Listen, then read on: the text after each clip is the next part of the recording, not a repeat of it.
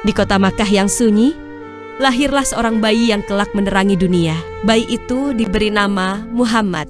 Sejak dalam kandungan, beliau telah kehilangan ayahnya. Kini, hanya kasih seorang ibu yang menemani.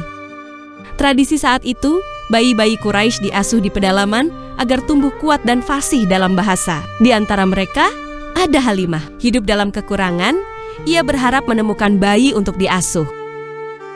Namun, bayi Muhammad ditolak karena ia yatim dan tak menjanjikan upah besar. Tak tega pulang tanpa membawa anak, Halimah memilih bayi itu, pilihan yang mengubah hidupnya. Sejak saat itu, keberkahan datang. Hewan ternaknya gemuk, hidupnya berubah. Bayi itu bukan bayi biasa.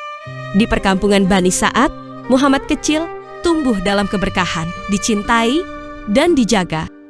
Sejak kecil, beliau berbeda, tenang, jujur, dan membawa keteduhan bagi sekitarnya. Waktu pun berlalu, Muhammad kecil tumbuh di Bani Sa'ad hingga usia sekitar 4 tahun.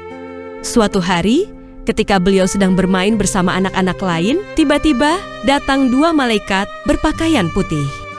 Anak-anak yang melihat kejadian itu langsung ketakutan dan berlari.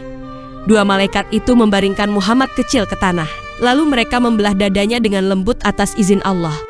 Namun anehnya, tidak ada darah berceceran seperti manusia biasa. Mereka mengeluarkan hati beliau, lalu mengambil sesuatu berwarna hitam dari dalamnya. Itu bagian godaan setan, kata malaikat. Setelah itu, hati Nabi Muhammad dicuci menggunakan air suci dalam bejana emas. Lalu dikembalikan lagi ke tempatnya. Dada beliau pun kembali seperti semula tanpa luka sedikit pun.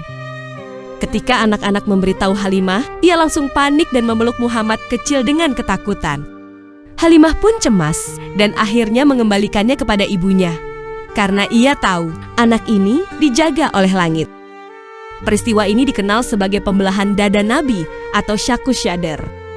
Bukan tanpa alasan semua ini terjadi. Sejak kecil, hati itu telah dijaga, dibersihkan, dan dipenuhi cahaya.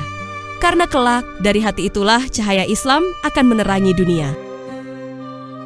Tak lama setelah itu, beliau harus menerima takdir, kehilangan sosok yang paling beliau cintai, ibunya.